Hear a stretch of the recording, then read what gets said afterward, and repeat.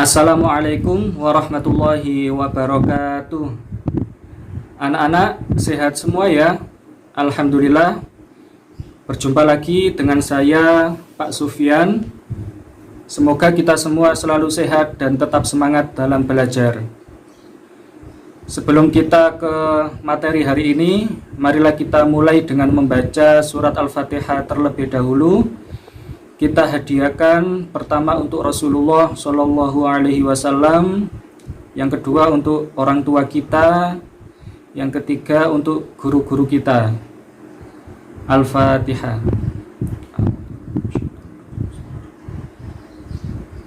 Ar-Rahmanir-Rahim. Maliki yaumiddin. Iyyaka na'budu wa iyyaka nasta'in.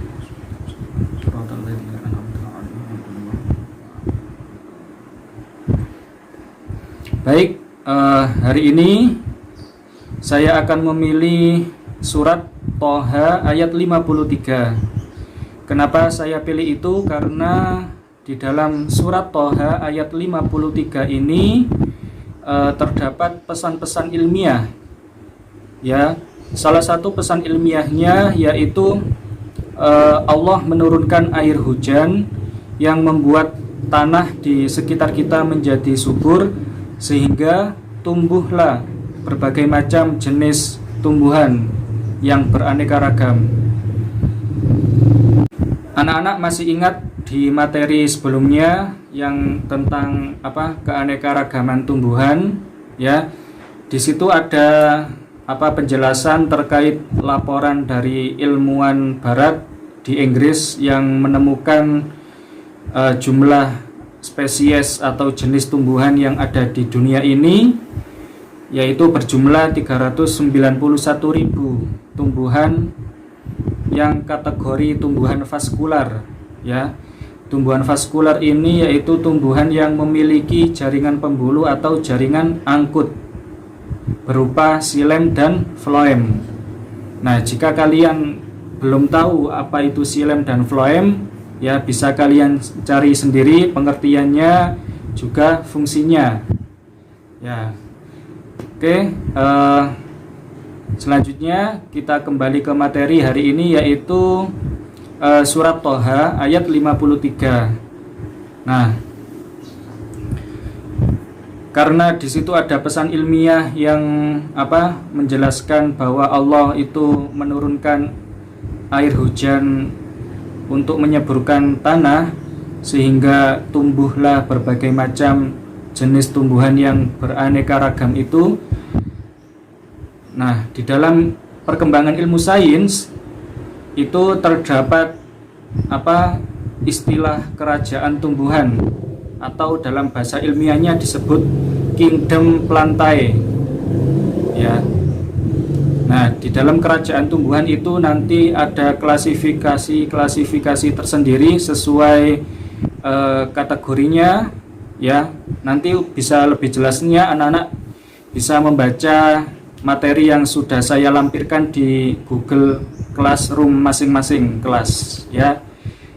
Nah, di materi itu silakan dipelajari dan dicermati. Baik.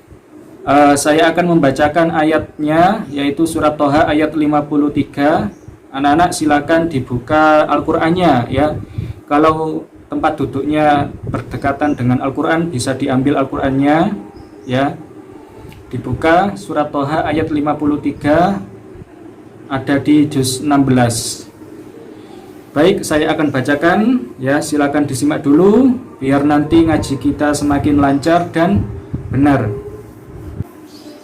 A'udzu billahi minasy syaithanir rajim. Bismillahirrahmanirrahim.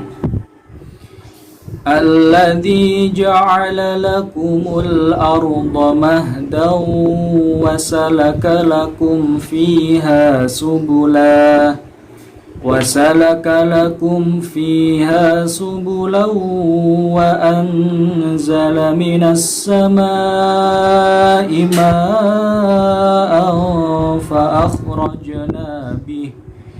فأخرجنا به أزواجا من نبات شتى. Coba kita baca bareng ya. Alladzi ja'ala lakumul arda mahdan wa salaka lakum fiha subula wa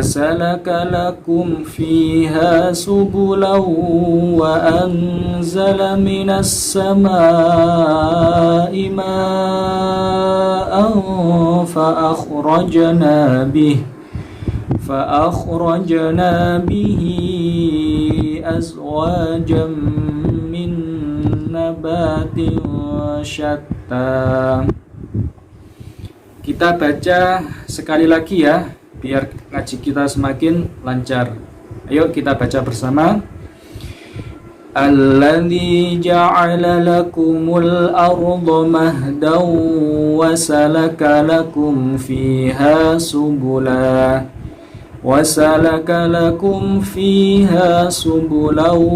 wa anzala minas samaa'i ma'an فأخرجنا به أزواجا من نبات شتى. Anak-anak, selanjutnya saya akan mengulas tajwid yang ada di ayat tadi ya, surat Toha ayat 53. Tapi saya tidak akan mengulas semua tajwid yang ada di dalamnya. Namun untuk video ini saya mengulas khusus tentang idgham bihunna. Nah, anak-anak jika pernah dengar idgham bihunna atau masih ingat sampai sekarang ya, idgham bihunna itu secara bahasa idgham artinya masuk, bihunna artinya dengan mendengung. Kemudian secara istilah idgham bihunna itu jika ada nun sukun atau tanwin bertemu dengan ya atau nun atau mim atau wawu. Oke anak-anak, coba lihat ayat tadi ya. Saya akan bacakan dari awal ayat biar nanti kita mencari idgham bihunnanya lebih mudah. Alladzi ja'ala lakumul arda mahdan wa salaka lakum